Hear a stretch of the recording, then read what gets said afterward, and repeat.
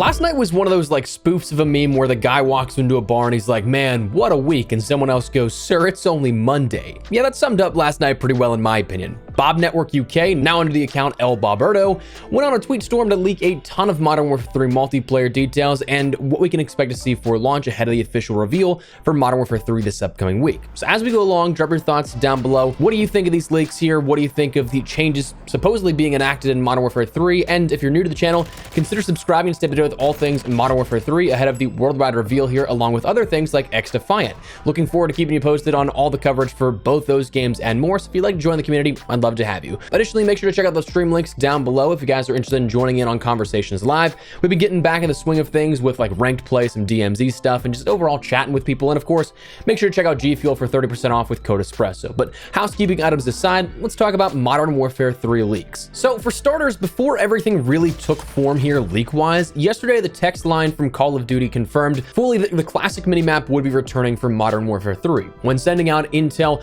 one would reply with red dot and it would come back as confirmed. Now this of course is something that's great to hear, but it stirred the pot a bit on what to expect for Modern Warfare 3's multiplayer, and that's where old Bob comes into play. Bob, who we've talked about here before, has leaked plenty, including a massive list of weapons and in-game screenshots of an in-development build of Modern Warfare 3 multiplayer not too long ago. Now in a tweet storm, he said all of the following: 150 HP and MP, tactical sprint regenerates during regular sprint. As of now, every Modern Warfare 3 launch map is a remastered Modern Warfare 2 2009 map. He tweeted a picture of Stalker from Modern Warfare 3, the perk there, and a picture of map voting. Now, all of these things have some pretty big implications for the game. 150 HP, well, that means a higher TTK in standard multiplayer, and assuming nothing changes, that could also mean that it's easier and more universal tuning across the board between Modern Warfare 3 MP and Warzone. Tactical sprint regenning during regular sprint is something that movement demons may have a field day with. Mixed with slide canceling, it could honestly be a proper way to balance pacing without truly having a broken mechanic, because if you guys remember, Modern Warfare 2019 slide canceling was a canceling tactic that reset tac sprint. It was a bug that was never intended, but was something that was there as a inadvertent gameplay feature, we could say. Bug or feature, we can play that game with a lot of things with Infinity Ward games, it seems. But anyways, that might be a middle ground here that works for how movement will be handled within Modern Warfare 3. Now, Modern Warfare 3 maps as all 2009 remasters, there's a little bit more to say on this. Firstly, well, this shouldn't really come as any surprise. This has been the rumor since like September or October of last year, maybe even earlier. I forget when that actually came out, but it's been what we've known this air quote year 2 then turned premium title will be for the entirety that we've known about this rumor. This might be the closest thing that we have to a Modern Warfare 2 remaster at this point, though, albeit again, weird that we didn't see it this year with Modern Warfare 2 to celebrate a return per se, but those maps would include at launch, if this rumor holds up, Afghan, Derail, Estate, Favela, High Rise, Invasion, Karachi, Quarry, Rundown, Rust, Scrapyard, Skid Row, Subbase, Terminal, Underpass, and Wasteland. And if I were able to pry a little further, I'd be curious to see how those look in game. A little while ago, we saw leaked images of Scrapyard and Terminal.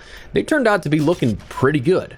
I also find it interesting, side note to all this, how many comments I've seen since this came out that people were saying that they had never played the original Modern Warfare 2 maps, which no attempt in shaming anybody, but it's just like fascinating to me just simply because of how long it's been. And it makes me feel so damn old, dude. Like 14 years already since we've seen over half these maps. Like, what is happening here? But to plenty of people, this might be a new experience. To others, not so much, obviously. But honestly, this, objectively speaking, will be the first time we see a lot of maps introduced or reintroduced for the first time. Estate, Wasteland, Karachi, Rundown, Invasion, Derail, Skid Row, Underpass, Subbase, and Quarry. These will all be the first times that we see these remastered in a multiplayer experience. Of course, we see things like Quarry in Al Mazrah, but a lot of these, it will be the very first time we see them remastered. And others, it'll still be a long time since we've seen them, but we've seen them more recently. Like Terminal and Afghan were remastered, or I guess kind of remade to fit the fundamental building blocks of Infinite Warfare in 2016, but beyond that, a lot of first-timers. Personally, I'm a bit torn on how I feel like now that we're finally actually seeing this happen, because yes, there's a lot of first-timers, but there's also maps that we've seen before, and for those that did play Modern Warfare 2, it's going to feel like a remaster to a degree. So I think that the fatigue of playing something so familiar may hit faster, but that really boils down to if there's carryover maps, if there's any new maps on top of these, or what Season 1 and post-launch brings. That was one of the big reasons why I never really got super into Modern Warfare Remastered, because I played that game for a decade before. But I mean, Brightside will have answers shortly thereafter because Season 1 is rumored to launch less than a month after the game's launch, so if that holds up, it might not be just remasters for too long of a time. But anyways, Stalker as a perk, personally, thank God, cannot stand how slow strafing is in this game. Absolutely all for that returning. And map voting, yes please. Now hopefully that's coupled with lobbies not disbanding, otherwise it's kind of pointless, but on paper, I'll take it so far. What's interesting is that while usually things aren't commented on officially in the leak world, Call of Duty has kind of leaned into it this year, which is just strange from a conventional standpoint, I guess. I mean, I'm all here for studios having fun with stuff or brands memeing, but from a franchise and IP that usually DMCA stuff to hell and back, seeing jokes about it and indirect confirmations the last few months have just been kind of weird. Again, it is what it is. I think it's fundamentally pretty funny, but it's just strange to see such a curveball in approach. But to further indirectly confirm things, Charlie Intel tweeted simply a W gif to Sledgehammer following these tweets about the leaks, to which Sledgehammer just replied with a gif of Lalo Salamanca giving the signature smile there. So you do with that what you will, but to me, that's a clear-cut, indirect confirmation of these changes that have been mentioned, which is, again, surely something. So here's the thing. I'm going to be upfront with you. These are great changes, I think, and I like to hear them. But you'd also be correct in saying these should be standard. Both of those statements can be true. Just because one does not mean the other cannot be. I don't think this deserves any sort of special praise because it is something that should have been there always. But I also do think that people can be happy that it's returning. To this day, I don't understand the attempts to change the wheel for the sake of changing the wheel. There's no doubt that Modern Warfare 2019 and Modern Warfare 2 were financial successes. Some due to the naming, some due to nostalgia baiting, some due to just the worldwide pandemic where people looked for something to do to kill time and had a free-to-play game that was brand new as a springboard to a full game purchase. But they're both the only games that have ever taken so many core identity features from Call of Duty and done away with them. For what reason, too? Do I think it's kind of weird that the marketing for this game so far is, hey, we're finally back to normal? Absolutely, because I think it's just incredibly dumb to have wasted an entire year on changes and dumbing down gameplay pacing to return back to where we should have been. But that's my thing. Like, honestly, I'm intrigued with Modern Warfare 3 here. I am. I want to see what this game turns out to be because it seems like right now it's everything that we have seen is quite literally out of the list of feedback myself and plenty others, and I'm sure people in the community like you had to give after Infinity Ward showcased the game at COD Next last year.